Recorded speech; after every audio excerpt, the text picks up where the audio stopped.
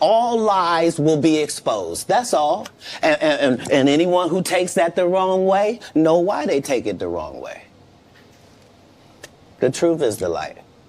I need to have another one of these. Amen, amen. Gee.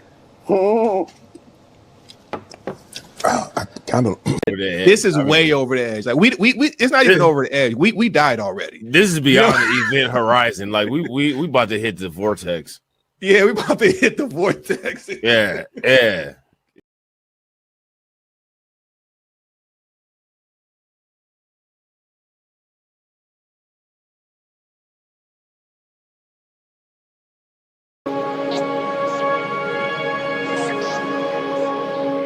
Boy, you looking like a milk dud. Nigga thought he was Michael Jordan. Boy, you looking like Blank Man. Boy, you looking like Lil Bill. How you die does not redeem how you lived.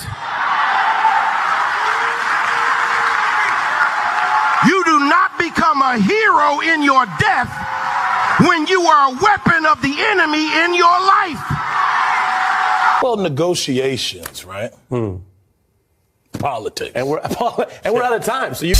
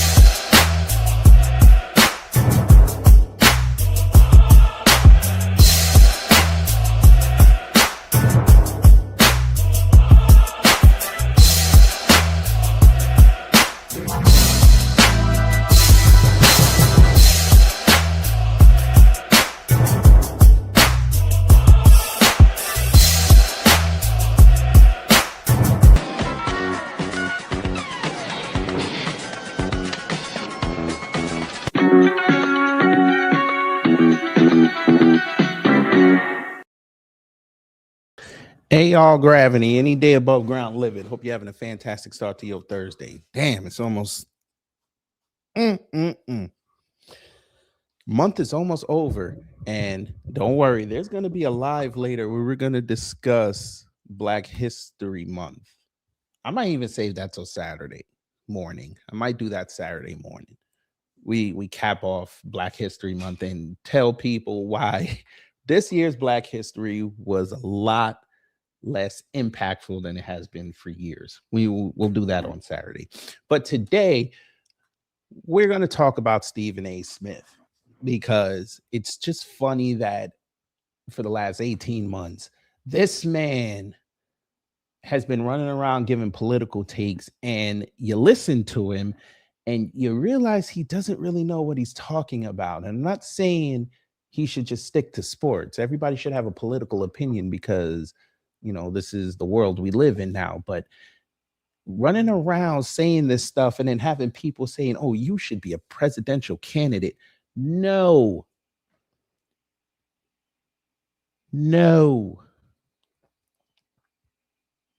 The man has never ran for office a day in his life. But y'all want him to go to the highest seat in the land just because he's a celebrity. Again, you all know the saying. They don't want to save the country. They just want to be celebrities. So we're going to take a look at some of his political takes. And you tell me, if he should be. But anyway, before we get into all that, let's see who's in the building. Reparations Nation, good morning. Brother Torian Rain, good morning. Wallow J, hello. DSA, hello. Cosmo Fury, hello. For those who haven't said anything in the live chat or the comments, hello. All super chats and the member shout outs will be at the end. They will be at the end. I want to get into all of this. And as such, we have to do customary house cleaning. So let's get into it. Under Section 107 of the Copyright Act 1976, allowance is made for fair use for purposes such as criticism, comment, news reporting, teaching, scholarship, and research. Fair use is use permitted by copyright statutes that might otherwise be infringing.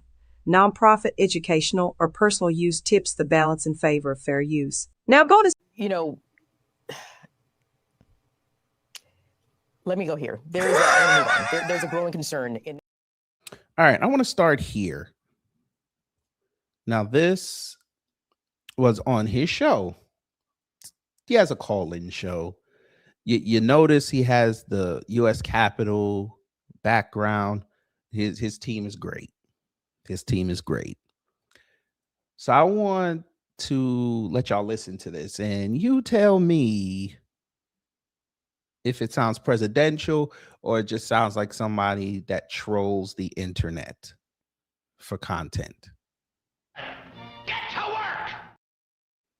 Money paid to the porn star stuff. You got the liberals. Every liberal throws that up all the time, and then you have conservatives that are reminding folks that it was a witch hunt, and you know what, the system, the legal system was politicized, and all of this other stuff. So anytime somebody brings that up, I just keep it moving. I don't live in it, because the fact of the matter is that he's the president of the United States. If you think that it's beneficial to call the president of the United States a criminal, representing your nation, you go for it. I think it's counterproductive, because he's in office.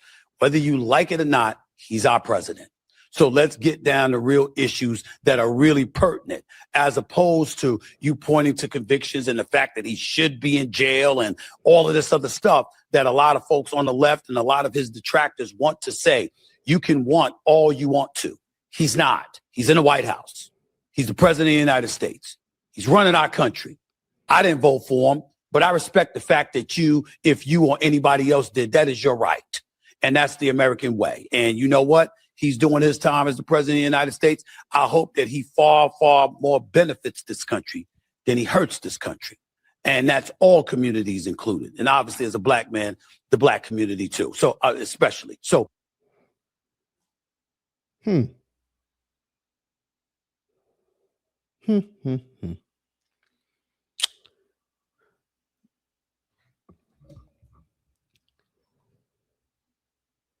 Liberals should stop calling Donald Trump a criminal. Okay.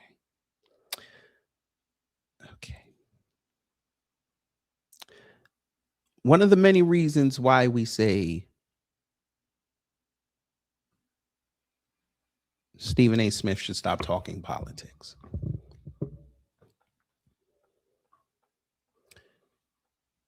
That man has 34 felonies on his jacket. That makes him a criminal. He didn't end up in courtrooms trying to defend his case with Stormy Daniels and did not walk out of there without being labeled a criminal. The man is a criminal.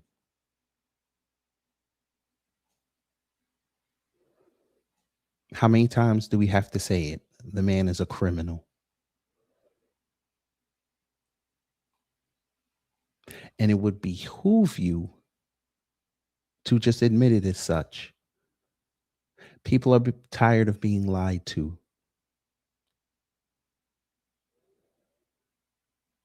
How many times? But I get it. I get it.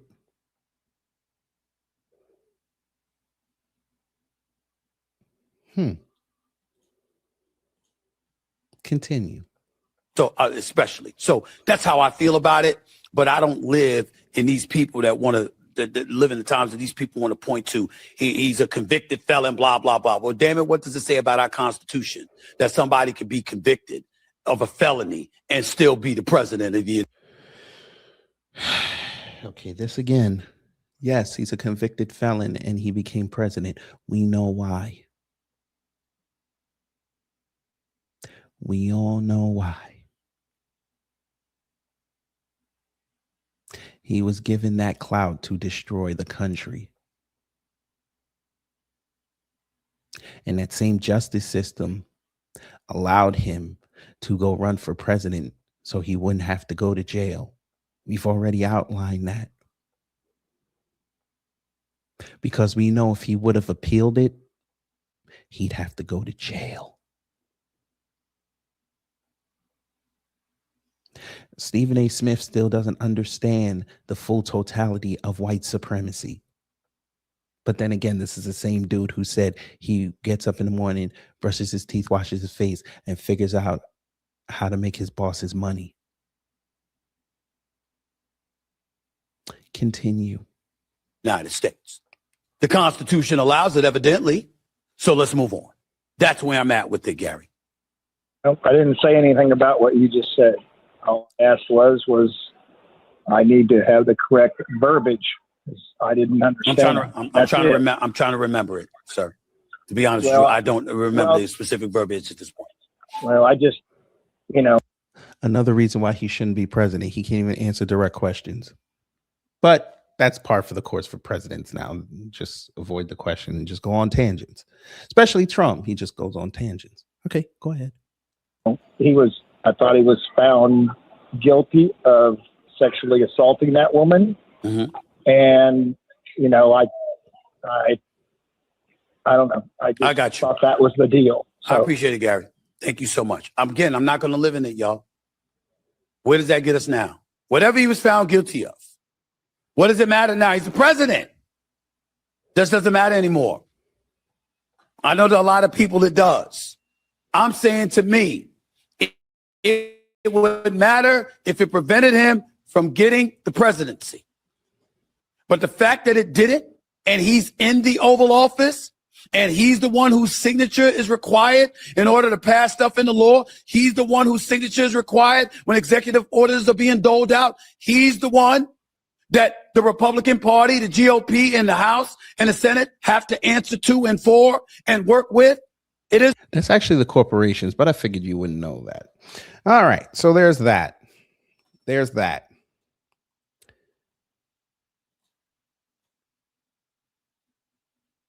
Now, before we get into something that I saw, I want y'all to listen to this clip. And again, this is just going to show everybody why he should not be running for public office if this is his destination.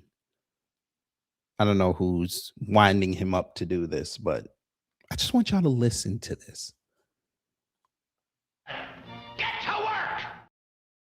Yeah, you're talking about the border. Yeah, the border needed to be closed, but that was because Biden opened it. If Biden had it opened and followed Obama, who deported more people than Trump did, in Obama's term in office, over 3.1 million people were deported. How come you didn't follow that, Joe Biden? How come you didn't follow that, Democrats? How come it was okay to celebrate ICE at that particular time when when Obama was in office, and you had networks literally traveling with ICE to show you the marvelous work that they were doing, but suddenly Trump is doing it, and now it's a pariah, and ICE needs to go, and it needs to be completely banned. Why are sanctuary cities existing? Why is that? Why do you get to, implement laws that could get you to ignore federal laws? How is that? How does that benefit our country? I'm saying to ask ourselves these. Okay. He still don't get it. Okay. Let me explain this to you, sir. All right. You want to know what the difference was? Number one, yes, illegal immigration is a problem. We're not saying that it's not. We know Obama deported more people than Trump. We know this. You know who made it a problem? Republicans made it a problem. Because remember, them same Republicans that are sitting in Congress right now signed off on Obama doing that. Never had a problem with it. Now I see cocksuckers bringing back up that damn Obama put kids in cages. Yeah, he did. And y'all didn't say a word about it until Trump brought it up, which lets us know you didn't care. You never did. It was a talking point for y'all now to get yourselves elevated. Fine, whatever. Here's the problem, sir. And this is for a lot of you conservatives as well, and you liberals who love to run around and say that ICE is bad. The only reason why you're saying ICE is bad now is because you went through 2020 and you saw what them cops were doing, and you equated ICE with them cops. God damn it! You can't make this shit up. What do I mean? Y'all saw them cops all over the country fucking with people all day, every day during the scamdemic.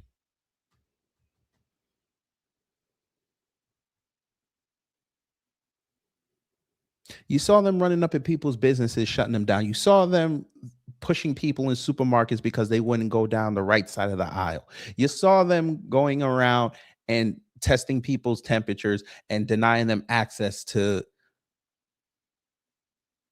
quote unquote government funding and government buildings. You saw all that. Now you see a government agency outside doing damn near almost the same thing. And you had a flashback to 2020 and now you want to hate them. But on the flip side, you also were the same ones, you Republican conservative dorks. You were the same ones who were sitting there saying that this was wrong. They was doing too much. Now, all of a sudden, it's because Trump is now in there and Trump running it with his DEI administration. Now it's cool. Now it's cool. Yeah, throw them on the ground. Yeah, do all this, do all that. And you're watching a DEI administration not even vet people.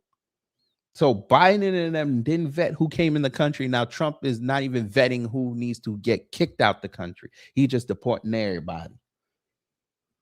Just so he can get the numbers up. And y'all fell for it. Now when those reports later on in the years come out that show that how many people they deported were actually citizens who did nothing wrong, and how many people they actually killed, you're going to have to sit there and defend it, which you are, because as sycophants, you know, you're going to have to dust off that red MAGA hat and sit up there and defend it, because, you know, that's your way back into the fold.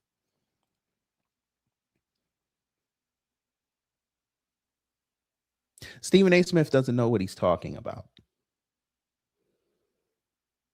And we're going to prove something to y'all as well, to show you that all this, what he's doing, is a fraud. This is all a fraud. We peeped this about 2-3 years ago when he started going on CNN, and we started hearing the reports that he's trying to pivot into talking about politics and go into a political career, talking to Hannity and all of them. He's not serious. But you probably want to know what I mean when I say that this is all window dressing. This is all a grift. You know,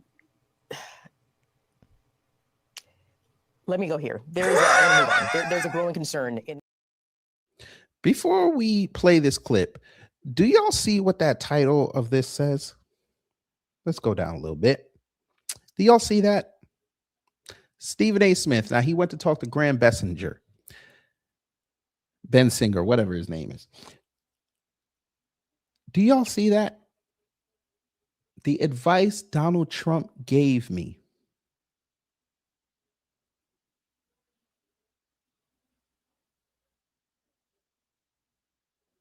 I want y'all to listen to this crap he's about to say. Somebody is in his ear. Somebody is funding this man. He's going to be dangerous. I know. And I tagged him in this video. I'm saying it. You allow Stephen A. Smith to start going on these political debates and start traveling around the country talking policy, we're going to have another dangerous person who knows nothing trying to run the country. Yeah, we're looking at you, Vivek.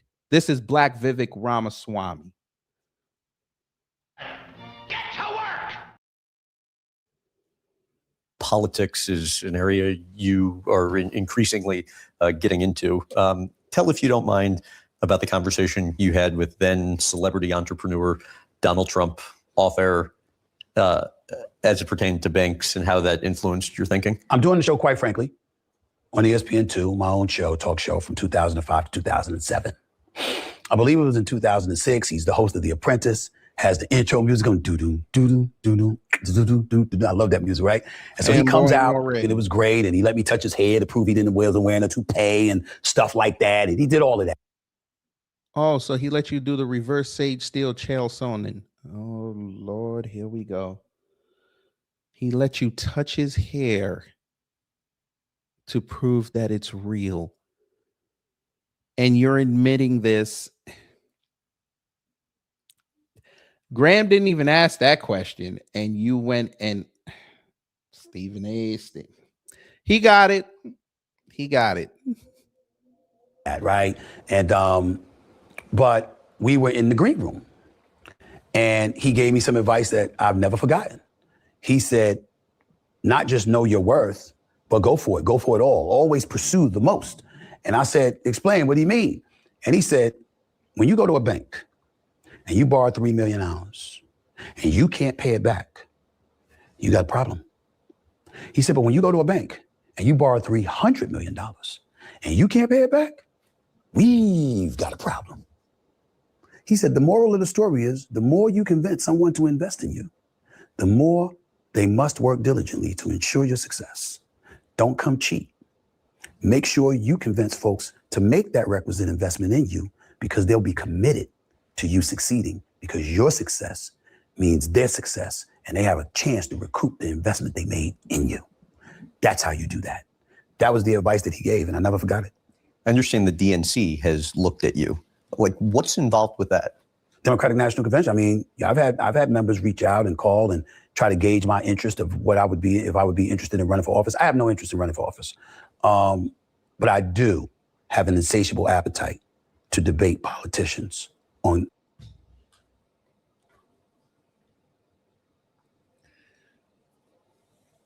Okay. Now you don't want to run for political office, but yet you stay knocking politicians. Now you're saying you have an insatiable appetite to debate politicians. Let's ask the question, sir, how come none of them politicians said, let me go on your show and let's have that conversation? I'm just asking because I looked through your thing. You didn't talk to politicians like that.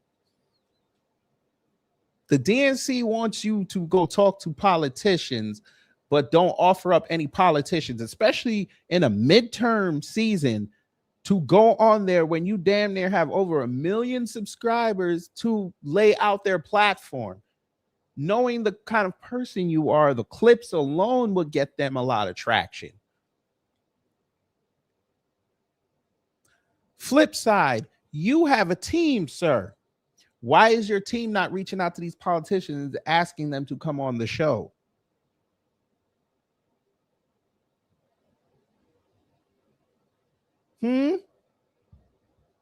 I'm just asking for friends because I find it funny that you want to debate all these politicians and it sounds like you're not even putting in the work.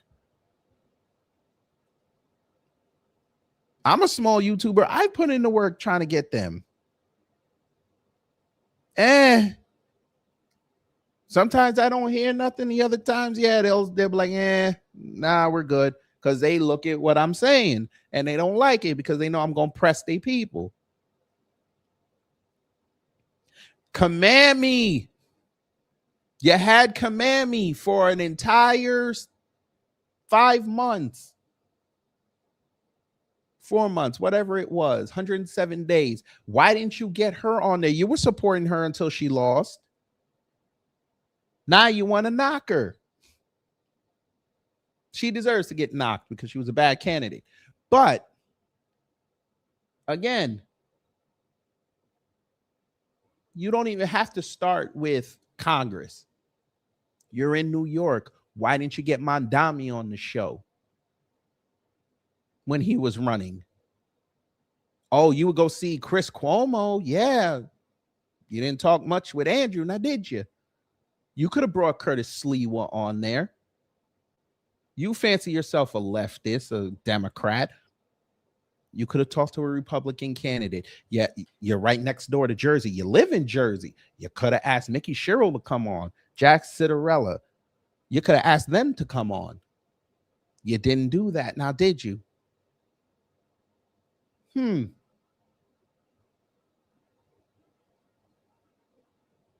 Miami race.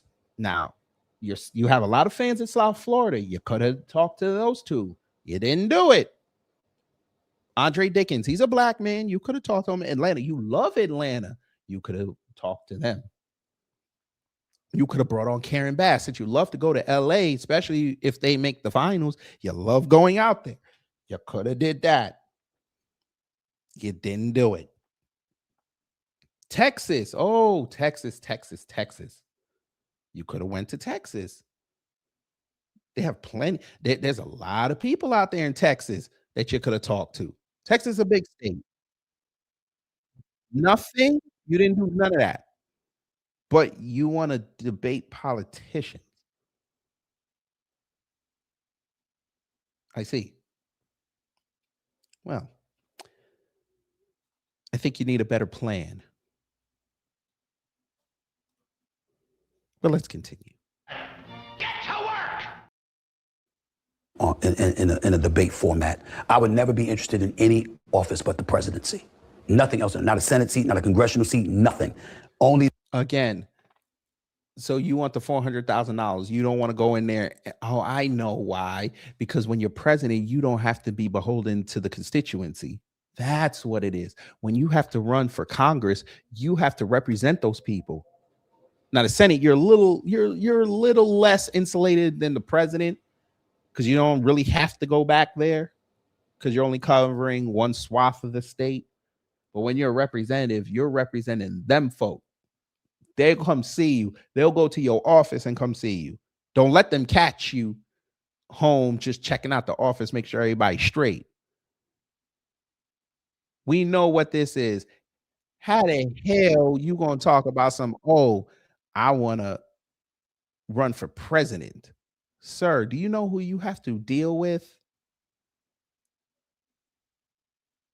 No, seriously. Do you know who you have to deal with?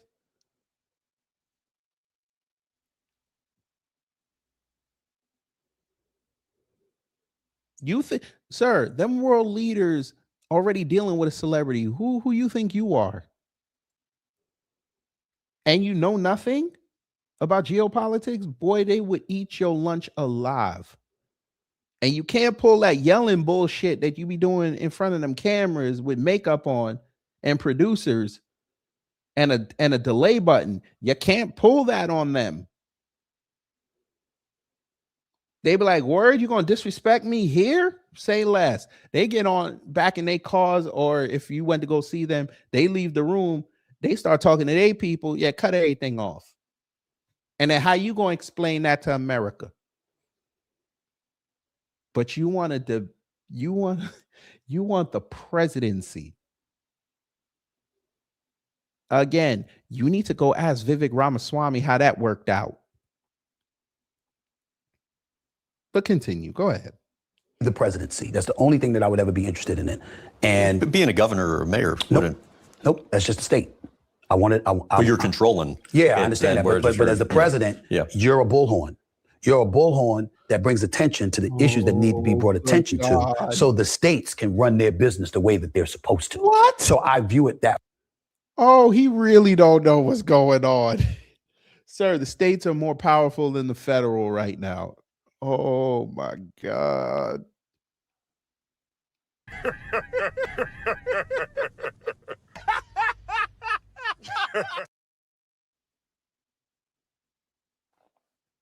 Somebody said it the other day, and it's true. Donald Trump made it so easy for a normal citizen to become or have aspirations to be president without any type of knowledge.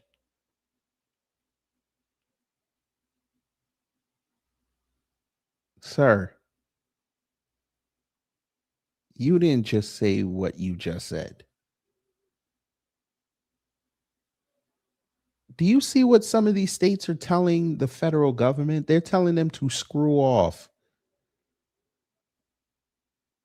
And all the federal government is doing is threatening them with legal action. They ain't bogarting them way past their borders.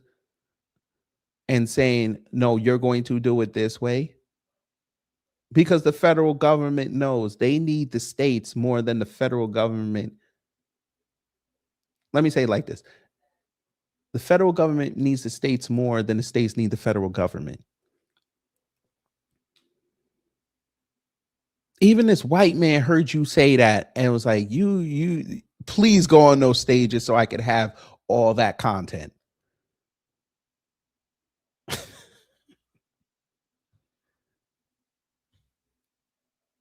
Continue. Way. Do I desire to campaign and be on the campaign circuit and running for office? No, I do not. And there it is. You want to be president, but you don't want to put in the work. Oh, why? Because you looked it up and realized that you have to spend your own money to go fly around the country. You got to pay for your security, even though they will give you some Secret Service, but you're going to have to pay for your own security. You got to pay for your own hotels. You got to pay for a staff.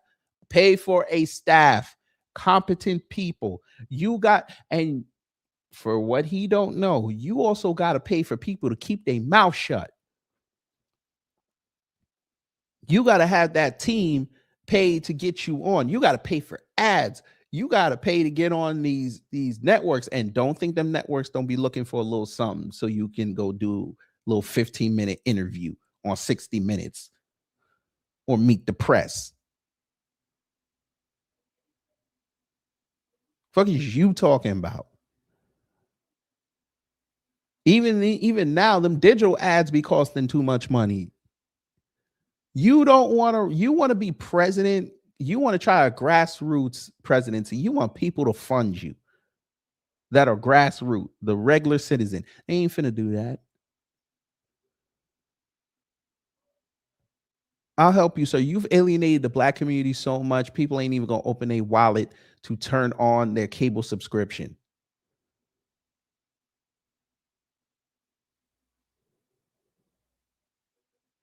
But you want to be president and not put in the work.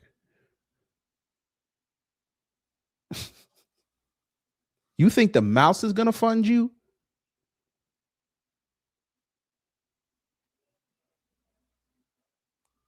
Do I desire to be on a debate stage to call out these politicians for what they have done to compromise this country? Yes, I do. That's where it gets serious for me. Because so you just want to argue. So you just want to go on there and argue. Again, I go back to my original point. So why didn't you argue with them on your own show?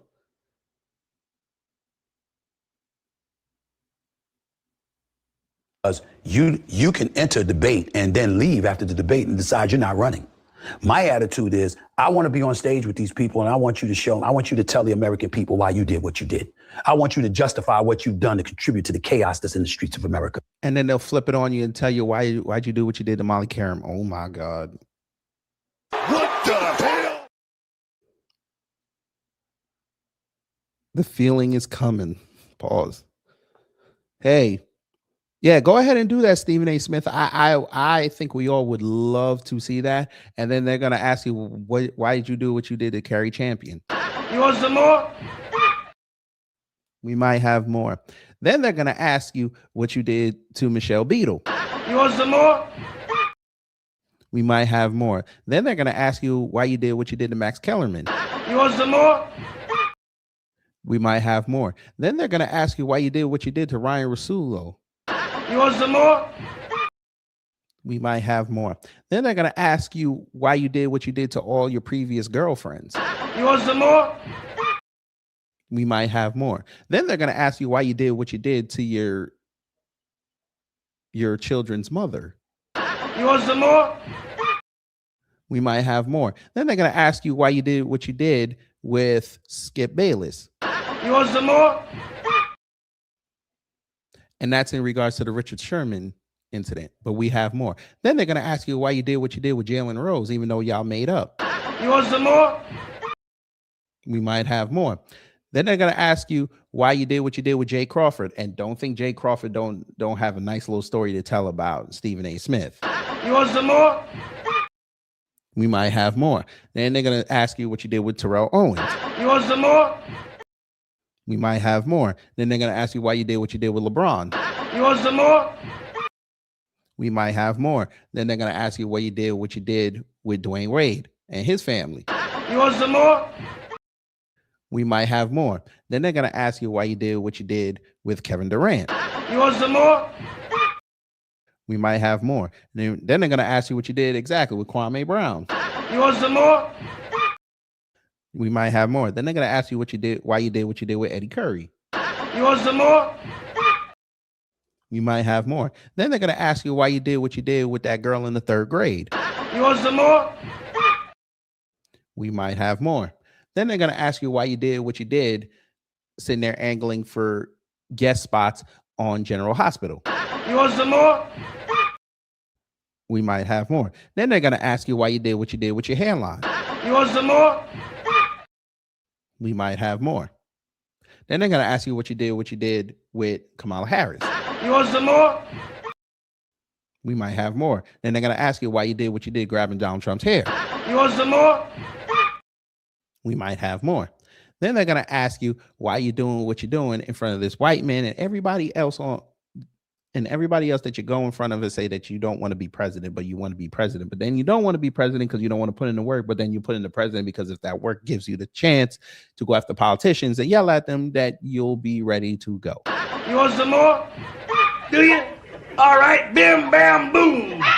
Somebody get this nigga out of my way. I want you to look at us in the face and justify the divide that you've caused, the friction that you've caused. What did you do that for? How did it serve us? On both. Wait, and I forgot about Allen Iverson, but we're not gonna go there today. Both sides of the aisle. Because as a black man, civil rights legislation, 1964, I'm going to ask the Democratic Party, tell me what you've done for us since that time. Wait a minute, you want the DNC to look at you as a viable candidate and you're going to sit there and shit on them? I mean, okay, if you want to burn the system, do your thing. At least 80% of our votes since then. Tell me what we've gotten out of it. Because it seems to me like we still got some of the same troubles. You've given us more access to capital. I'll give you that. But what else have you done? Fair Housing Act, Civil Rights Act, Voting Rights Act, I got you. But what have you really, really done for us? You understand? When you were sitting up there and you were a progressive left, hard left, and you were pushing, transgender, athletes transitioning from male to female, competing with young ladies. How did that benefit the black community? When you were talking about cancer culture and woke culture and people were getting dismissed, suspended, or fired for pronouncing the wrong pronoun or something, how did that help the black community? You sure you didn't sell us out? You sure that you weren't doing this to ingratiate yourself with a different voting bloc so the black vote wouldn't mean as much to you as it once did? Are you sure about that? Please explain, because I'm all ears, because it looks that way to me. You're the Republicans. Yeah, you didn't come to us making a bunch of promises, but what have you done? You talk about the American people and you're saying, hey, Obamacare is horrible. Well, Obamacare got about 24 million people some health care. Okay, what did you do? Obamacare was passed 2010. It was implemented into law by 2015. But here we are in the year 2026 and you still don't have a health care plan. How come? What you been dragging your feet about? What you gonna do about it? You keep talking. That's what you doing. Why didn't you do this on your show?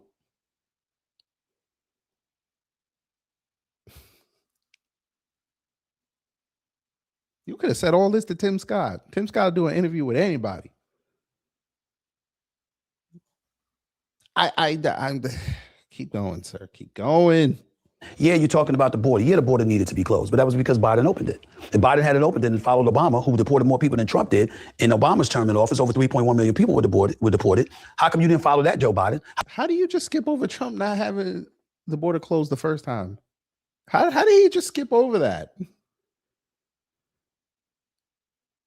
All right, you got it. How come you didn't follow that, Democrats? How come it was okay to celebrate ICE at that particular time when Obama was in office, and you had networks literally traveling with ICE to show you the marvelous work that they were doing, but suddenly Trump is doing it, and now it's a pariah, and ICE needs to go, and it needs to be completely banned. Why are sanctuary cities existing? Why is that? Why do you get to implement laws that could get you to ignore federal laws? How is that? How does that benefit our country? I'm saying to ask ourselves these questions, to see the difference between a Gavin Newsom and a Governor DeSantis, to see the difference between, Josh Shapiro and Greg Abbott, to know these kind of things, I think are things that enlighten us as American citizens. And I know that I'm no aficionado, but in the same breath, I read and I'm a conscientious observer and I care. So when I ask a question, I'm not trying to be cynical. I'm not trying to play the blame game.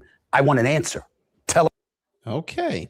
Well, I guess as black people, we must support Stephen A. Smith.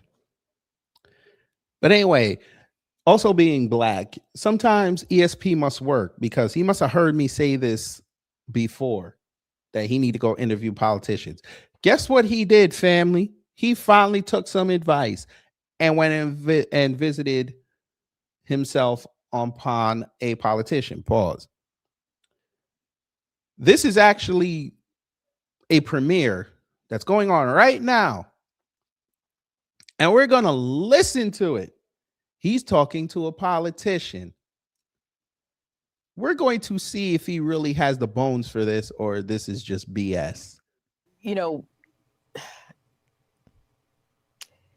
let me go here. There's a growing concern. And of course, we have to start out with screenshot. That's a crazy look, my man. Crazy. He looked just like Whitlock if he had 400 pounds taken off. But anyway, you would be shocked to see who he talking to. But then again, you wouldn't really be shocked. Let's listen. It is my honor and privilege to have my next guest. I've waited a long time to talk to this man. He's a very, very busy man. But boy, kid, I'm excited to talk to this man. A graduate of West Point, served 8 years in the Army as an... Great value Bobby Lashley, folks. Great value Bobby Lashley. That's right. He went and secured great value Bobby Lashley.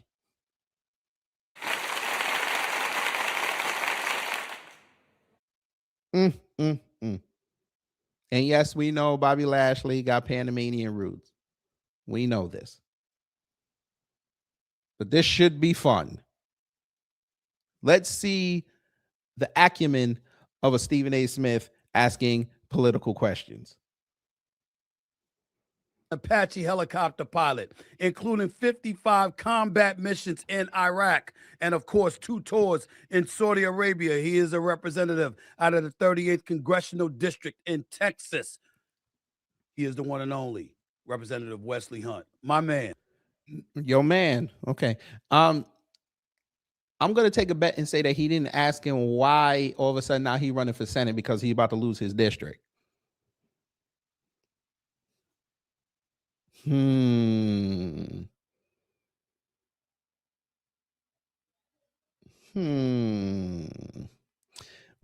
9 months away from this election, 8.5 months away from this election, and he had 2-year head start to make his case. Now he want to run for Senate and think people gonna care. Okay, sir. When you lose, your political career is over.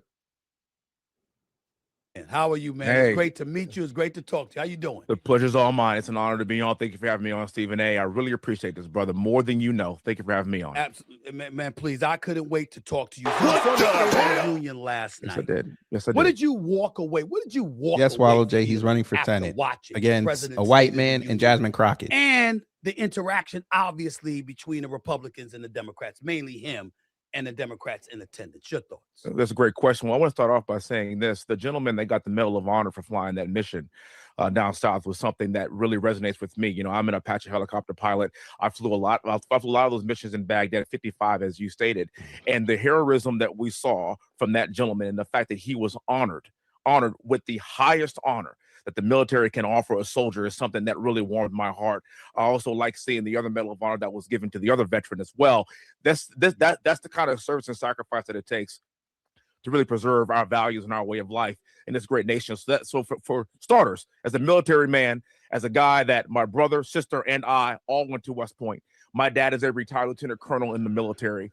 Obviously, the military runs strong in my family, 60 years worth of military service. So to see the acknowledgement of that kind of valor is something that will always hit home with someone like me. To talk about the interaction between President Trump, though, and how he basically baited a lot of the Democrats into very basic questions here. I mean, do you believe in a sovereign nation or not? Do you believe in the safety of Americans or not? Do you believe in the fact that President Trump got reelected because roughly 20 million people entered this country illegally and we had no idea who they were? You talk about me being a diplomatic liaison officer in Saudi Arabia. Do you know I had to have a diplomatic passport just to... No shit, Sherlock. Oh no. Texas, y'all got the worst candidates ever.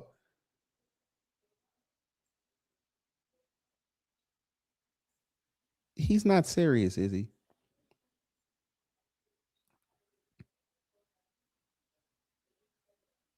Continue, sir.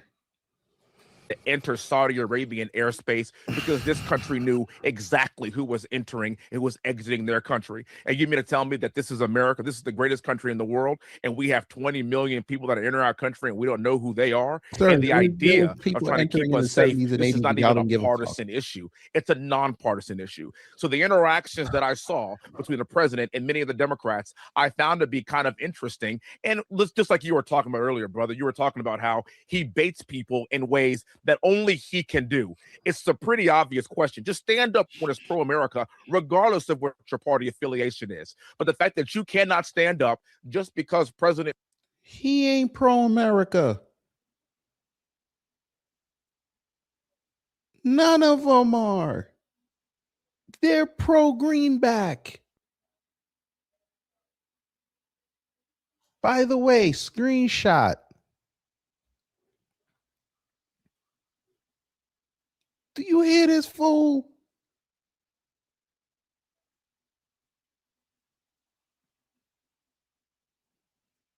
Trump is not pro-America. He never was.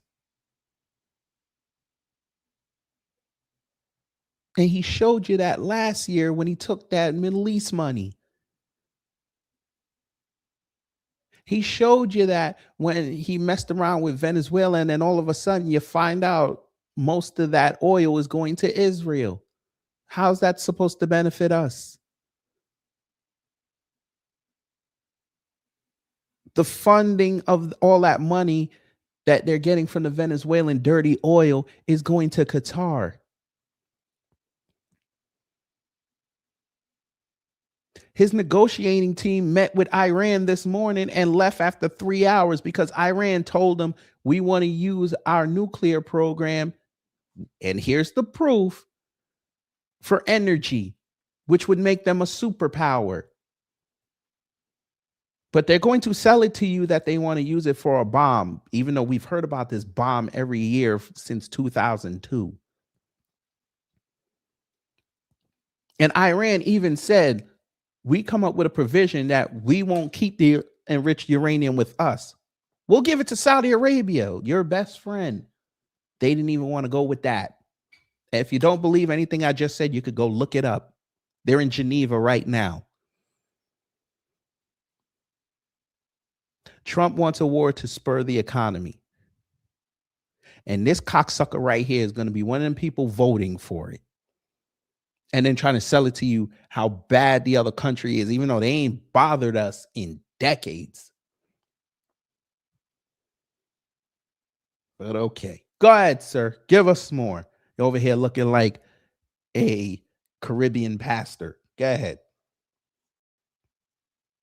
Trump said something really drives the point home of that you hate him more than you love this country. And the interesting part that hit me, Representative Hunt, was that Elizabeth Warren stood up when he talked about basically eradicating, what are they talking about when you were stock trading and all of this other stuff in the nation's capital? You can't have these people, doing that kind of stuff. They stood up for that, yes. But she didn't stand up when he asked that particular question. What is it like for you to be on Capitol Hill in today's day, having to deal with folks on the opposite side of the aisle? Is it really as truculent? Is it really as acerbic as it seems? It's not as vitriolic as you might think. Obviously, you see a lot of the political theater that goes on. You see a lot of the jostling back and forth. And I will admit that there is a certain level of civility behind closed doors that nobody really sees. But I will also say that it's gotten more vitriolic over the course of the past few years. I call this the attitude era of politics, kind of like the attitude era in WWE with Stone Cold.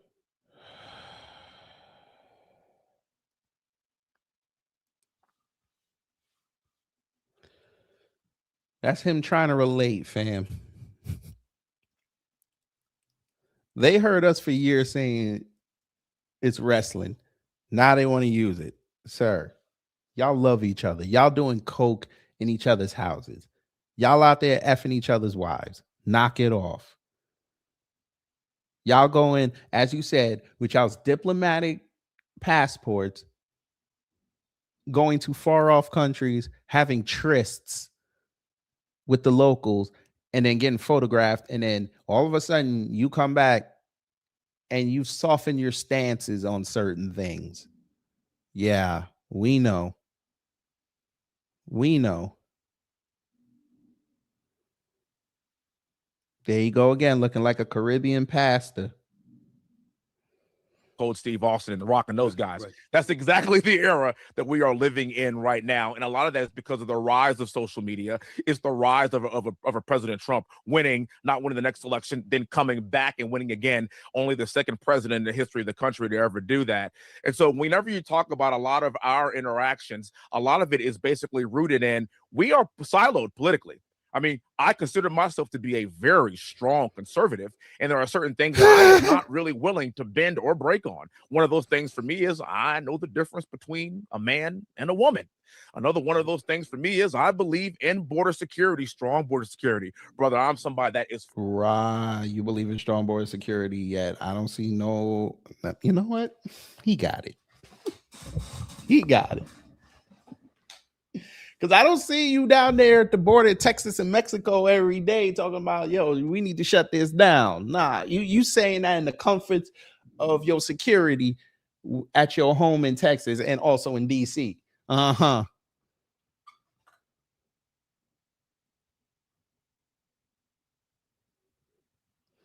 Fought for this country. This is not a partisan issue. We know every single person that's entering our country and leaving our country. I am somebody that's for getting rid of a lot of our national debt. We're running a $2 trillion annual deficit. Now, the juxtaposition of how I feel about those things oftentimes is the contrary to my colleagues on the left. And so the thing about that on Capitol Hill that I like the most, though, is this. We are in hearings. I get to speak. They get to speak. We get to go back and forth and back and forth. And at the end of the day, everyone gets to hear everyone's side. But I want people to know this. What you see on TV, what you see in your representation, we are a reflection of America today. And if you want strong leadership, and if you want people to stand for your beliefs, well, that's who's actually going to get elected. Now, I also do believe that we have to usher in a time where there is more civility. Right now, brother, it's just too hot. We have people that are getting shot. I have my life threatened multiple. People get shot every day, B. Times. I've had an increase in security, just me being on the campaign trail. Everyone needs to tranquilo and kind of take down that. We know why you have extra security, because you had to go run your mouth talking about black folks in America don't deserve reparations. You sat there with Byron saying that in Atlanta twice. You made yourself a target, sir. Didn't nobody know you until Trump started coming around. You started following him around. All you had to do was be a nice little politician, earn your $171,000 a year, and make sure that your constituents are great. No, you wanted to be a celebrity. Now you have to reap what you sowed. Yes, people are going to fuck with you. Maybe keep your mouth shut on social things if you don't know or don't support it. It'd be okay. Wait to be asked.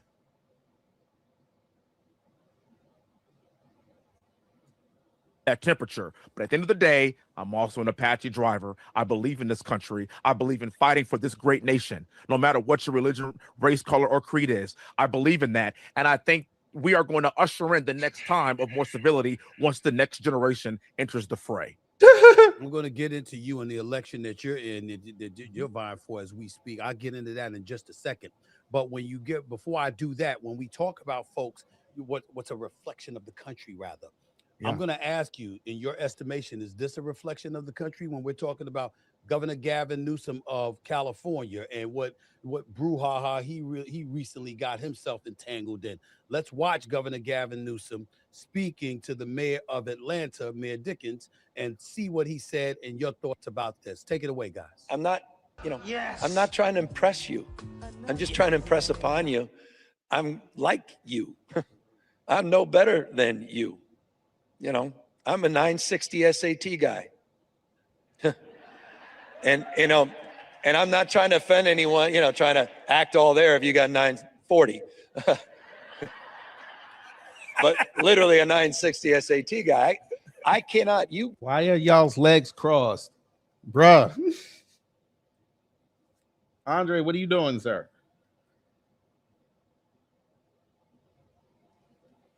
Okay. You've never seen me read a speech because I cannot read a speech. Now, me personally, I saw folks on the left. Folks Why who didn't you are just play the whole African-American, by clip? the way, Representative Hunt, basically saying he was talking to an audience filled with a bunch of white folks. I saw him look at the mirror when he made the statement that he made.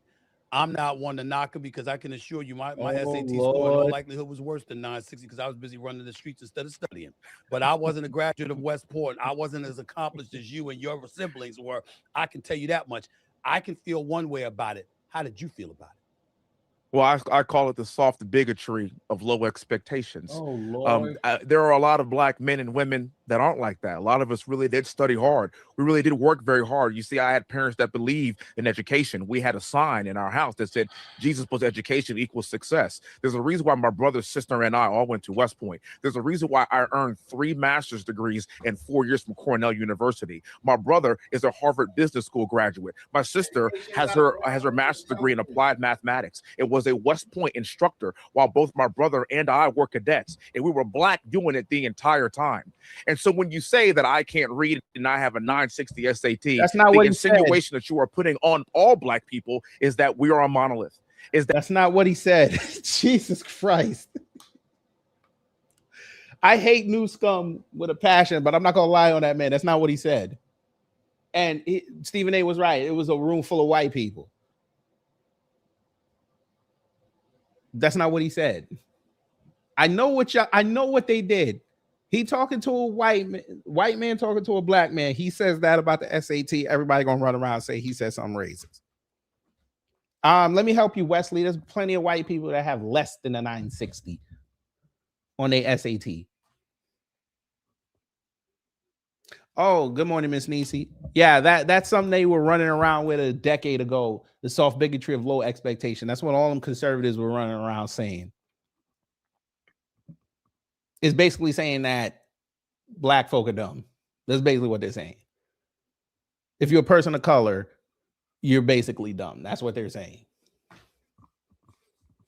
They'll look at you and think, okay, you can't accomplish what you accomplish. And then the conservatives took that and were like, no, well, look, just like he said, I had 3 master's degree. Means nothing.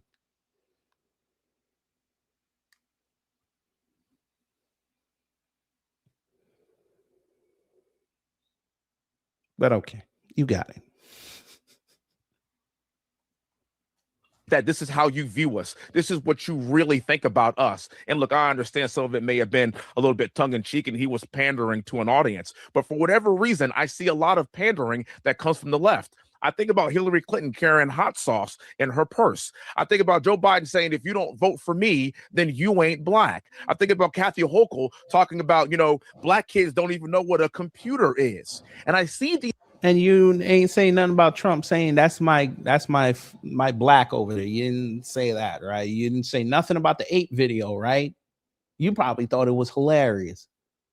Speaking of which, wait till you see the video I got coming for that. They exposed that. Didn't say nothing, right? Okay. As a black man, you watched a black man get killed on film and you sat there and sided with the white folk. You sided with them police. Huh. Okay. I get it. I know Torian ain't here, but he do look like Bishop Carney right here. What he said for good.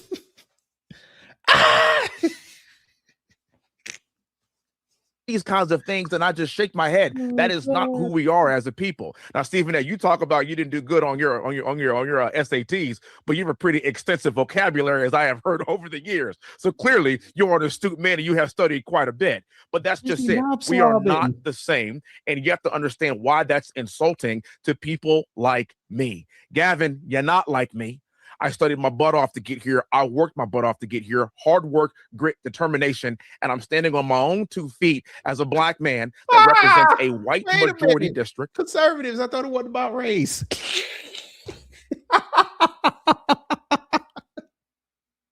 Conservatives, y'all told us it's not about race. Why are you bringing up race? We're all one, remember? We're the human race. That's what y'all told us, right? Screenshot number 3. This is what they told us, remember?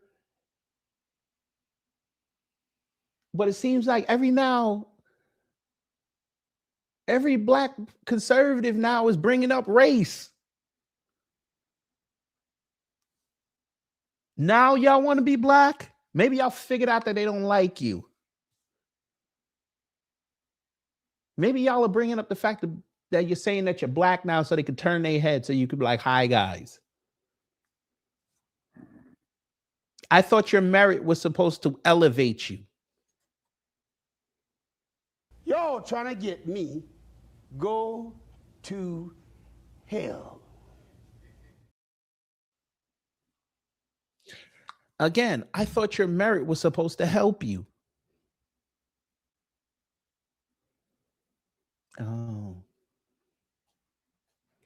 That President Trump would have won by 20 points, and I won by 25 points because I'm being judged not by the color of my skin, but by the content of my character. You just brought up the fact you're black. What do I tell y'all about the American races? They will say something that within 10 seconds on themselves.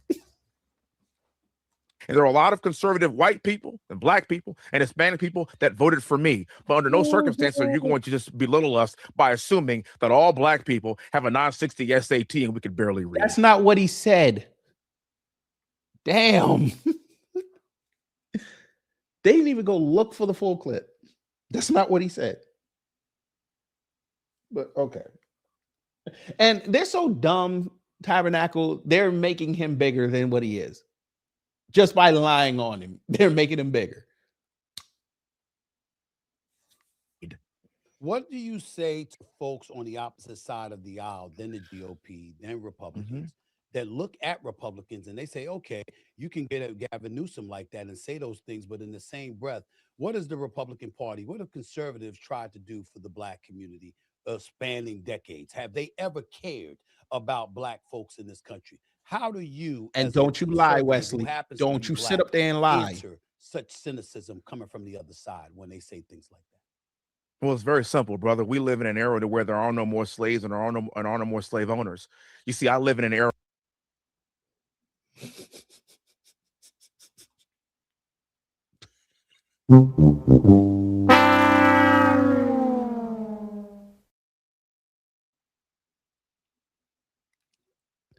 I say again, Texas, y'all got the worst candidates I've ever seen. You got this idiot. You got Peyton Jackson, which I can't wait to do that video on her. You got Gumby Gomez. You got Dan Crenshaw. Boy, y'all gonna turn y'all turning them blue. Texas fit to be purple after these midterms. We ain't got no slaves or slave owners, sir. You congressional idiots are slaves to corporations. How many times?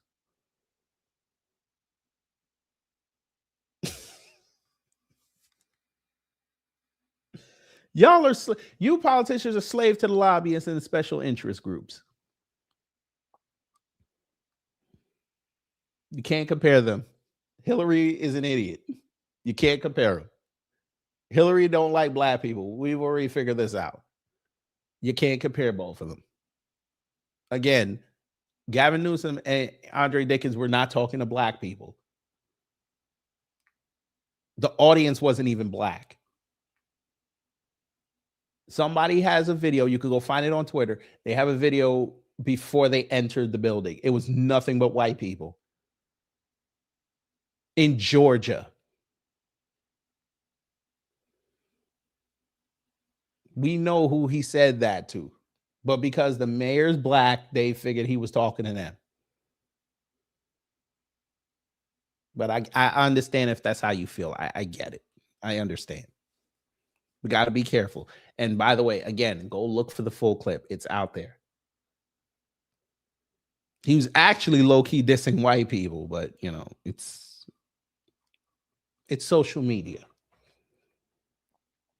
They want black people to be whipped up about what he said. And we did take the bait, as usual. No, the audience wasn't all black. Era of today. My great-great-grandfather was born on a plantation. His name was Silas Crawford. He was born on Rosedown Plantation about 30 miles north of Baton Rouge, Louisiana. 3 of his great-great-grandchildren went to West Point. Never mind. 3 of his great-great-grandchildren served in the military. At one point, my brother, sister, and I were all deployed in Baghdad at the same time for 2 months. We had a praying mother and a praying community. One of his great-great-grandchildren, me, is running for the United States Senate and is surging in the polls against, last I checked, 2 white guys, because nobody really cares about what I look like. They care about my service to this nation and who I am as a human being. And let me tell you something, brother, I've done all of this as a conservative. The most racist thing that I've kind of seen over the course of the past few years is this, though. It is the insinuation that black people are too stupid to get an ID to vote. You have to have an ID for everything. And Republicans aren't looking at black people or white people or Asian people or Hispanic people. Not at all. They are saying if you're an American and you are competent, you can figure out how to have a cell phone and an apartment and buy groceries and buy liquor and get on airplanes and buy anything else. I don't care what you look like. You could be on United. You could be on Spirit. You could be on American. At the end of the day, everybody has to have an ID. That has nothing to do with race. You see, that is the Republican Party that I am currently coming up in right now in this phase. This ain't about the color of your skin. It's about, are you an American and do you bleed red or not? Well, Representative Hunt, I got to tell you something right now. You ain't got much to worry about with that argument, because I just saw the mayor of New York City requiring 2 IDs for people that want to get money for shoveling snow. So if you can shovel snow, you're damn sure you can get an ID to shovel snow. You're damn sure should be able to require to have an ID to vote. My man. But let me get. Okay. So for those who think that that crowd was black, this was somebody that was there. This crowd is majority white. Yes, there were black people there, but it was majority white. Take it from someone who was actually in the chair asking the questions. Context matters more than a headline. The conversation around his new book included him speaking about his own academic struggles, including not doing well on the SAT. That wasn't an attack on anyone. It was a moment of vulnerability about his own journey. We've gotten so used to loud chest-pounding politics that when someone speaks about shortcomings, people try to twist it into something else. Let me be clear, though. This is Atlanta. We don't need anyone to tell us when to be offended, and history has shown when we are, you'll know. If you want the full context, watch the full clip, read the book, and engage the complete conversation.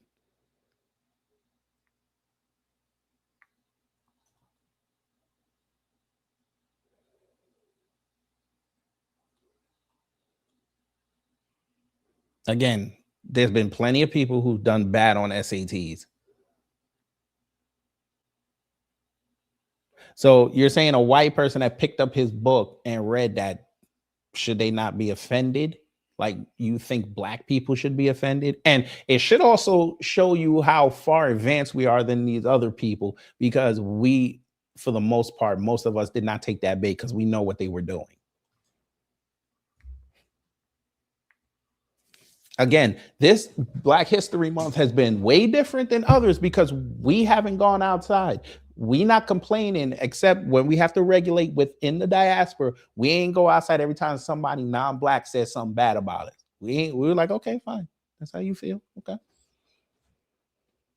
You had a whole bunch of white liberal, white conservative flunk.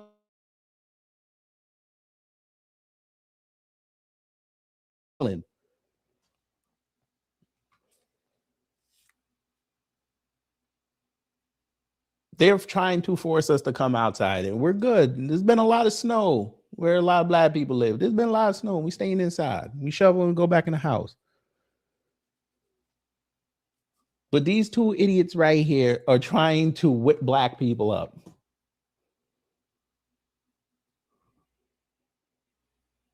But, you know, it is what it is. Continue. Get back to you. Let me get back to you on this one right here, because you're running against a long-term in this race. You're running against a long-term incumbent in John Cornyn and a MAGA heavyweight in Ken Paxton. What should Texas voters, why should Texas voters choose you? The third man, at least at the moment, instead of sticking with the established legislative power or for one of those guys, Paxton or Cornyn. Why you? It's time for the next generation of leadership to step up. The United States Senate is not a retirement community. John Cornyn has been around for 24 years. That is 2 decades. The first time John Cornyn got elected to office as a judge, brother, I was 11 months old. There's a reason why. There's a reason why our vice president is 41 years old. Our secretary of state's in his early 50s. Our secretary of war is in his mid-50s. Tulsi Gabbard is in his mid-40s. Tulsi Gabbard is in her mid-40s, because it's time for that bridge, that upper end of the millennial spectrum, to actually get in and make sure that we have the same values that the older generation passes down to the next generation. At the end of the day, the United States Senate is not a retirement community. And John Cornyn has now spent what will be $100 million in this race to be polling in the 20s, and we are surging. And what I've discovered is this: as I got in this race, I thought I would be fighting against Democrats. I'm actually fighting against my own party. Leadership and establishment has spent tens of millions of dollars. And whose fault was that, sir? Y'all were running around there redistricting the whole damn state. Whose fault was that? That's your fault. You sat there and championed them doing gerrymandering and redistricting. That's your fault. Now you got to run against somebody in MAGA, which we've already seen how that works when you try to claim MAGA too as a black person. We already seen how that played out, CJ Pearson. But you don't even get to touch him. You got to beat Ken Paxton, who was AG, who sees the people every day. You're not going to win that race. And guess what? MAGA is going to show you how much they love you. They're going to vote for John. Hell, there might even be a runoff between John and Ken, and you're going to be left out in the cold. Then what are you going to say? You can't say it was woke because it was a whole bunch of Republicans. And you better not say that it was because you black. You better not.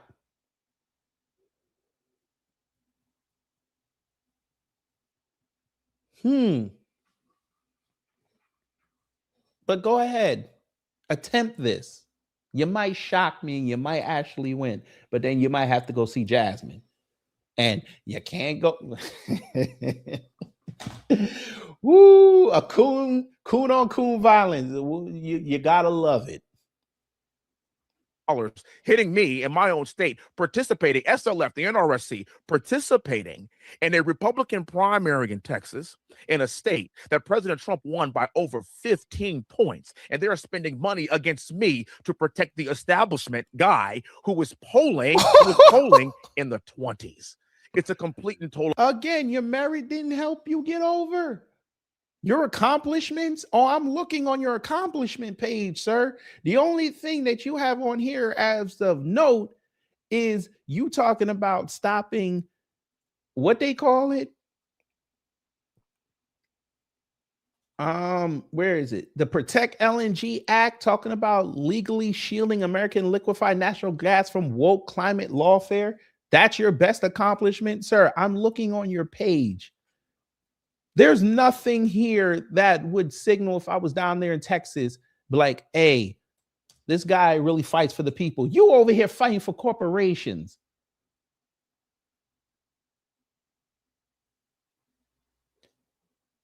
Recruit and Retain Act of 2024. You sponsored this bill. You want to put more Fed money in the state. Huh?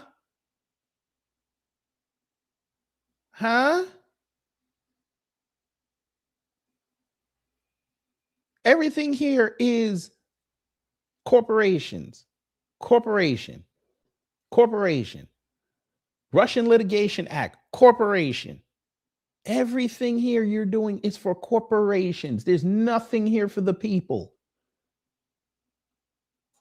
And I'm sure when they have to sit up here and give back all that tariff money, and it has to be voted in Congress so they can have the appropriations bill set up to ferret that out, you're going to sit there and say, yes, go ahead and do it, because you don't want to alienate your race. You don't give a damn about the people. You never did. Abomination. And I waited 9 months to get into this race because I wanted to see what the president would do as well. You see, the president hear has him? not endorsed 2 Republican incumbents. You hear him? Say it again. And total abomination. And I waited 9 months to get into this race because I wanted to see what the president would do as well. You see, the president. Why the fuck do you need the president to make your move for you, sir? Again, he don't care about the people. He doesn't care about the district. He does not care about Texas. He cares about being a celebrity. If you really felt like Texas was in a bad state, you should have said something the day that you felt that. You should have ran. You waited 9 months. I'm sure it has nothing to do with the extra $50,000 to $60,000 you'll get for going to the Senate. I'm sure that has nothing to do with it, and the extra access you're gonna get, and the power that it comes with. I'm sure that has nothing. I'm sure you're doing this because you love your state so much. Go ahead. President has not endorsed 2 Republican incumbents in the entire country, and one of them is John Cornyn. And that's because the primary voter in Texas has moved on. And I believe I am the person that can win this primary, that can win this general election, and it won't cost a ton of money. And I am already outperforming Jasmine Crockett, and I'm already outperforming James Tallarico, and I'm outperforming my 2 colleagues against them already. How did that work? For Win Some, she was outperforming Spanberger with the money. How did that work? Cinderella got a Trump endorsement. How did that work? The dude that lost to the white woman in Miami. How did that work? Trump's endorsement means nothing. That gets your name highlighted. That has no emotion. You got to go out there and sell yourself. You can't use Trump. Everybody knows, especially in the midterms, Trump is so dangerous right now for an endorsement. You can't use him, especially after that debacle he did on Tuesday. You can't use him. Sell me your platform. That's why I'm in this race. That's why I'm fighting till the very end to make sure that we end up in first or second place. This thing goes to a runoff. See? And we will then prevail and be the next senator. See? How do you go from winning to hoping you could go to a runoff? See? So you're going on voter fatigue. So that's the plan. Voter fatigue. Sir, maybe you don't know this, but historically, if you don't win the night of and you get to a runoff, you have very low chance of winning because people are not going to go back outside and vote again.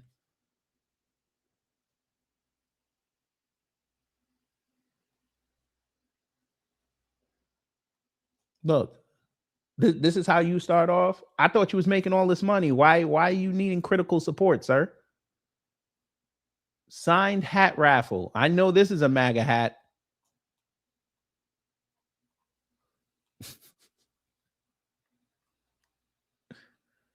How is your first? There it is.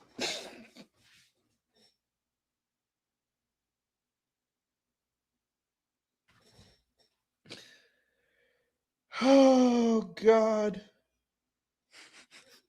There it is, fam. There it is.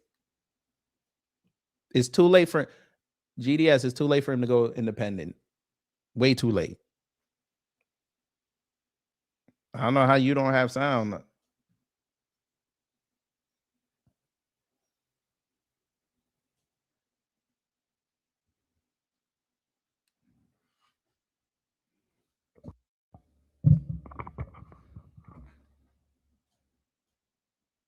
Hold on. Let me see. I don't know. No, I don't know how anybody else don't hear me. It's fine on my end. It might be you. Just restart it. It might be you. Because I just checked and I hear myself. Let me check the other one. but I haven't had any problems. Let's see. Yeah, both of them sound fine. It might be you. Yeah, just restart it. Anyway, your first issue. This is his issues page. Your first one is supporting Trump. Not cutting fraud, not the border, not slashing the debt that you mentioned in there. Hell, I would even take you saying fighting the left's woke agenda, pro-Second Amendment, standing with law enforcement, pro-life, defending election integrity, unleashing American energy, defending Israel. That's going to be a problem. Aiding Houston flood mitigation. Your first issue is supporting Trump.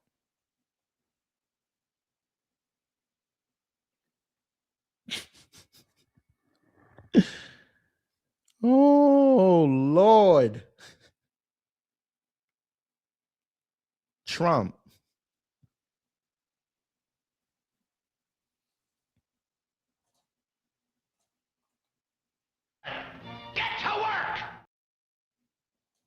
From the great state of Texas.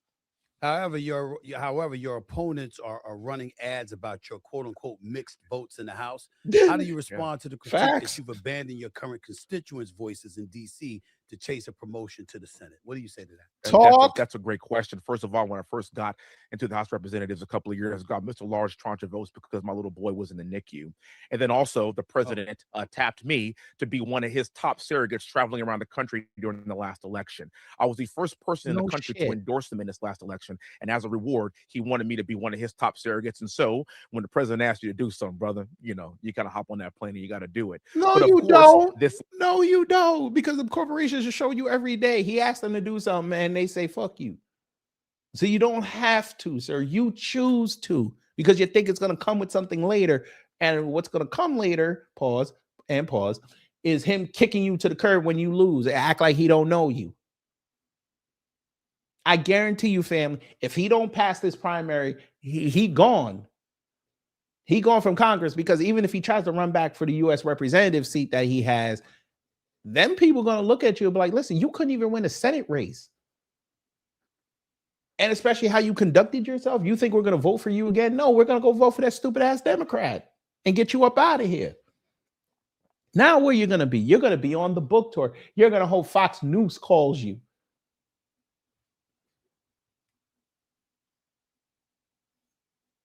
He don't even understand the gamble he's taking with his family's well-being. He don't even understand that. But you got it.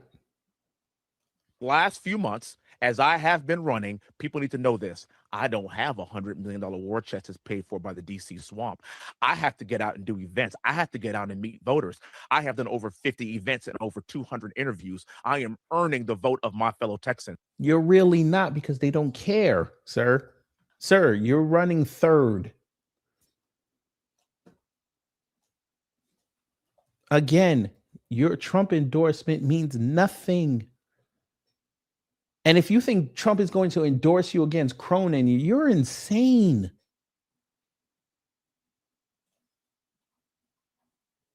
You think that man is going to sit there and vote for and endorse a black man in a primary against two white men? You think that?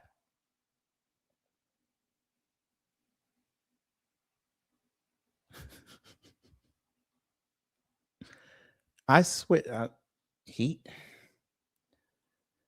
fam, Wesley's not bright. Not educationally. He's not bright streetwise. He's not bright. There's no way in the world that he really thinks this. There's no way. But a face like that, I guess he figured. Only 2 times has the Speaker of the House or the President called me to come back to D.C. for very critical votes, and I was there, and I will always be there. But I want people to know this too. How many votes did J.D. Vance miss when he was tapped to be the Vice President? All of them. How many votes did Tim Scott miss when he was running for president? 150. Whoa! You're taking. So now he taking shots at JD. Yeah, that's gonna help. That's gonna help your chances. You taking shots at the white vice president. Go ahead. People to know this too. How many votes did JD Vance miss when he was tapped to be the vice president? All of them. How many votes did Tim Scott miss when he was running for president? 150. You taking shots at JD?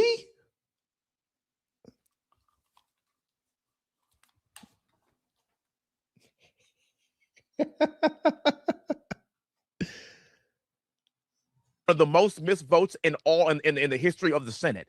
When you are searching and trying to seek higher office, you're going to have to miss some votes. But it's not about the votes that you miss, it's about the votes that you take. And John Cornyn has made way too many poor votes, and that's why he's in this position. I'd be remiss in neglecting to ask you about the video where President Trump superimposed apes on the former president in the first. Go ahead and lie. Ask you about that because in a WFAA interview last week, you defended the president's social media post. Told you the Obamas. I wanted to know, for the sake of my audience, I'm not gonna push back. You know, I felt differently. I certainly didn't defend them. I want to know why you felt the way that you felt. I want you to explain to the audience actually what you felt and why as quickly as you go ahead. can, so we explain this. Of course.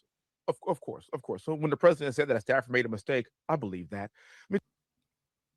So your president is telling you there's no quality control.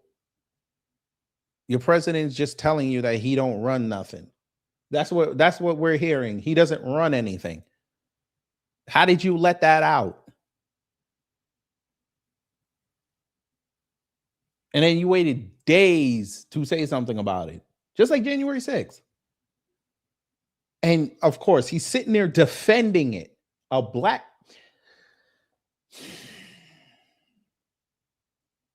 I bet he wouldn't defend it if that was him and his wife on that.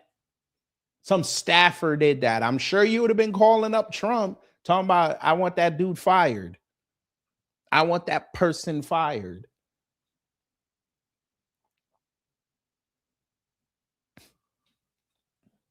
I don't care how you feel about the Obamas. As a black person, you got to look at that and be like, listen, that ain't cool.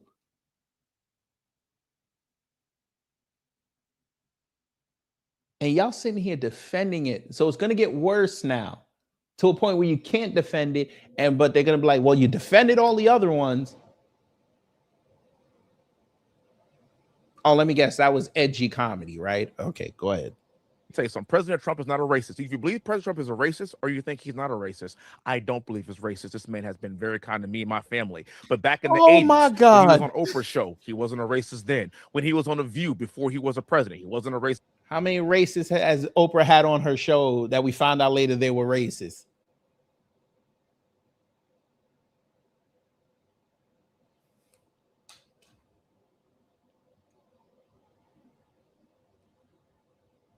Then when he was hanging around a lot of black folks like Jesse Jackson, he was actually his first check. Nobody said he was racist then, and then all of a sudden he runs as a Republican, and then now he's a racist.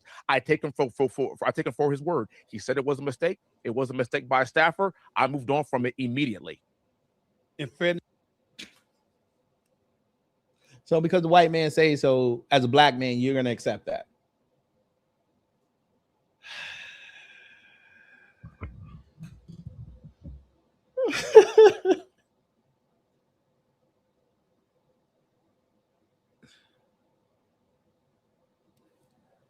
Wesley, I'm not a racist. I'm not a racist. Okay, yeah, yes, a boss.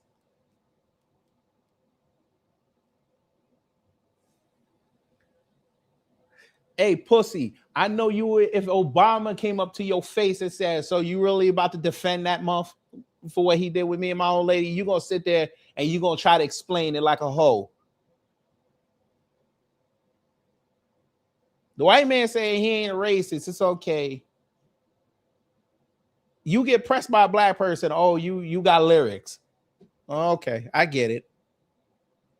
This to you, let me tell you what my position is. I never called them a racist. I'm still not calling them a racist. But my whole point is that's entirely different than do you believe he did it? because you got to. To me, I would follow up with you, with Byron Donald, who I know, or Yes. anybody else, and ask this question: when he said it was an unnamed staffer, did y'all We know their insist on name. finding out who the hell that unnamed staffer was, and whether and finding out whether or not they've been removed from their position for doing such a thing? Did you at least do that? Let me give you some insight to how this operation Okay. works here, because I've had the Please. honor of flying around with the Here we president. go. I've had the honor of flying around with his plane and on his plane with his staff. I've been on Air Force One. There are a lot of people that are running around. There are a lot of people that have access to that account. There are a lot of people that are posting things. I do believe it was an honest mistake at the end of the day. I believe that with my heart and soul. Stop the cap right now. Stop the cap. No bullshit, bro. Why do you feel a necessity to insult people? Again. Is that Where's the script? Where's the script? Read the script. Is this a big defensive thing that you've got? Read the script. Why don't you read your own script? Nigga, how do you sit up there? Oh, God. Okay. I guess pretty soon somebody gonna call him a nigga and he gonna accept it, right? Either he gonna accept it or he gonna be ready to fight. Nah, it ain't the Republicans. He said the DNC has called him and had conversations with him about running. I'm like, motherfucker, you ain't got a shot in hell, and you're opening yourself up. Your mama, God rest her soul, and Beso, your daddy, who from the islands too. You don't want to do that. Please, you do not want them white and Hispanic and possibly the one or two Asians up there breaking your daddy over the cold. Let's not do that, because you already told the story about what happened between you and your daddy. They finna use that on you. Don't do that. Stay away from it. And I will also say this as well. I don't know if there was anything punitive that was done. That's necessarily not my job. But I do think the president probably gave the person another shot, because I didn't hear of any heads rolling. People make mistakes. Yes, he did. Yes, he did. 2 questions before I let you get on out of here, because I know you only got a couple of minutes left. One is this. Last night, the president claimed the only way Democrats win is through rampant fraud and non-citizens. Okay, I can't hear no more.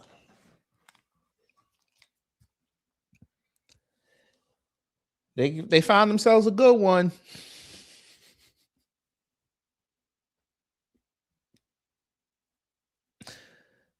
Fam.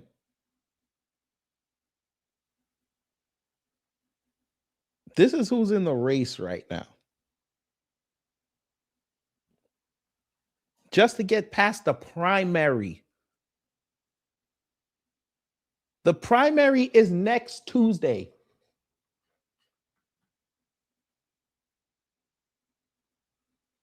We will make sure after work, we will be looking at some of these primary races.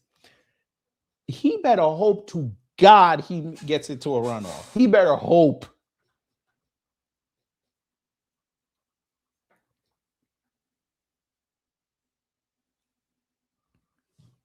Off GP, Cornyn, sorry, is running with the MAGA endorsement. Sir, Ken Paxton, again, is AG. He got a record he can run on, even though it's spotty at best.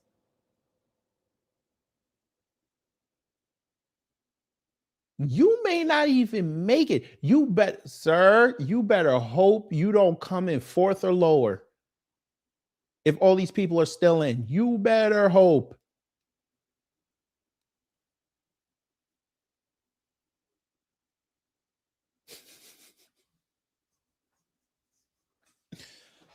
Oh my God. All right. You know what? Instead of making a video, we'll just do it live. Fuck it. We'll do it live. Since he wants to bring up Stephen A. Smith, since he wanted to bring up who did it, the staffer, you know, that person.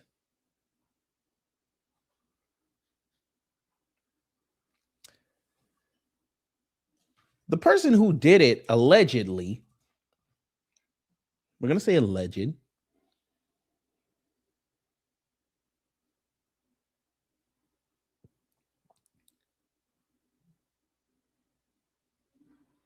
that fool, that's who was alleging put up the ape video, a White House staffer.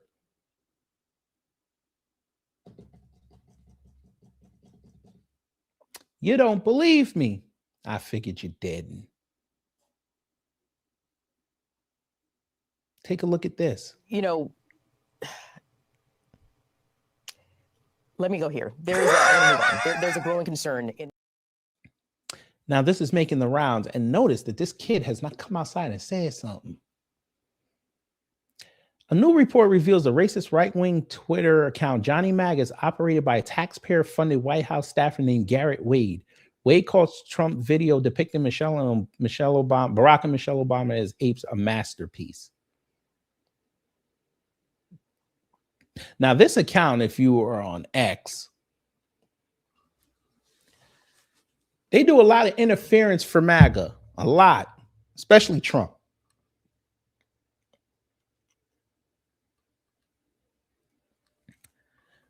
Wired broke this story. A White House staffer appears to run massive pro-Trump X account. A popular right-wing account that called a video depicting Barack and Michelle Obama as apes a masterpiece appears to be run by a White House staffer, according to records reviewed by Wire.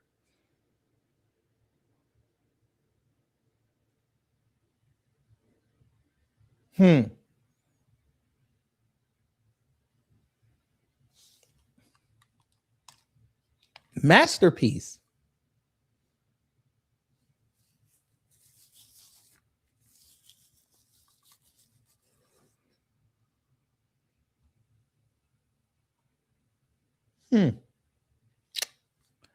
But yeah, you can call him a fall guy or you won't. The point is, Wesley Hunt running around saying that the president ain't racist. Well, either he's a racist or he don't know how to vet people. Because this is like the third time now. You done had the signal leaks twice. Now you have this. So you done went from state level, now you're going to the federal level.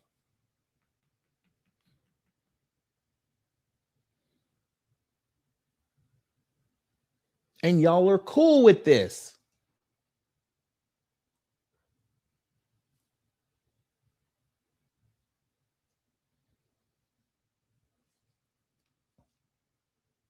Jack Posobiec is mad that a woman who appears to be a cat lady found out who it was. Was she not supposed to do her job?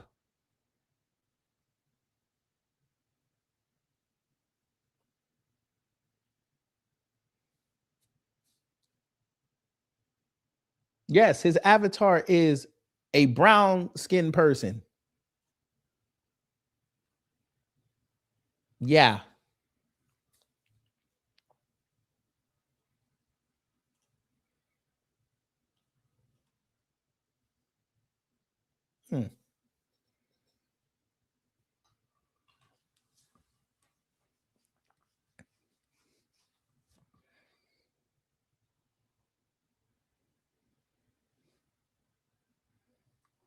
But anyway, y'all, just wanted to bring that to you. Stephen A. Smith ain't. Stephen A. Smith, he's not ready for politics. He may never be. Sir, you're about to be 60. So I know you're probably going to say this sounds ableist, but we're about over old men and old women trying to run for president. It's not working.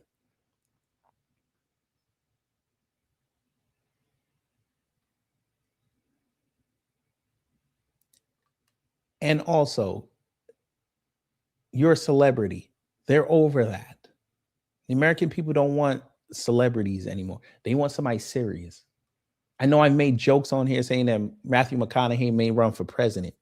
I'm not saying he's going to win, but that's just going to show everybody how unserious we are as a nation. Nobody's going to take you serious. If they're not taking Donald Trump serious and he's a white celebrity, what makes you think they're going to take you serious? That's like Uncle Luke down there thinking that they're going to take him serious in Florida. to go to Washington.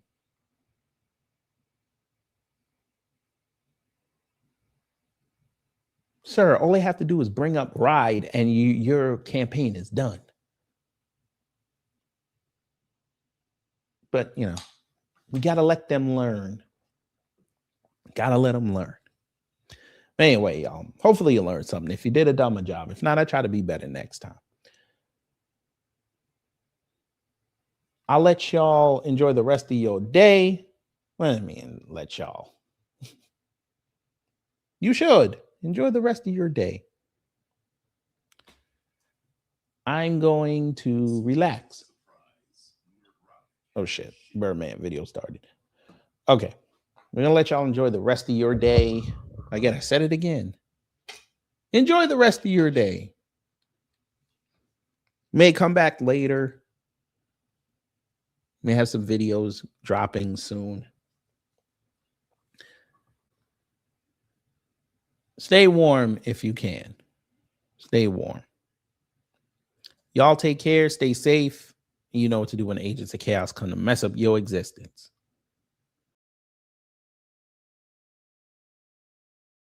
Oh, here it goes! Time's up. Get your ass up! We gotta get out of here now! But did we have a good time here? Hello? Gotta get your groove on!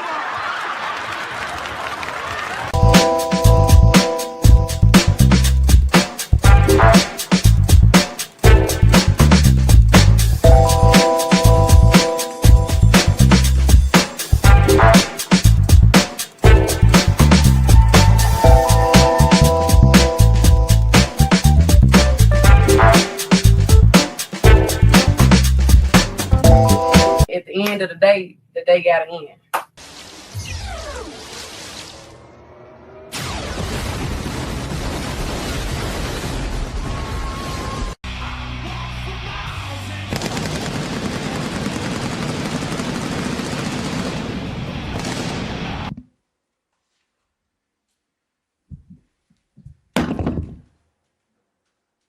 That's it.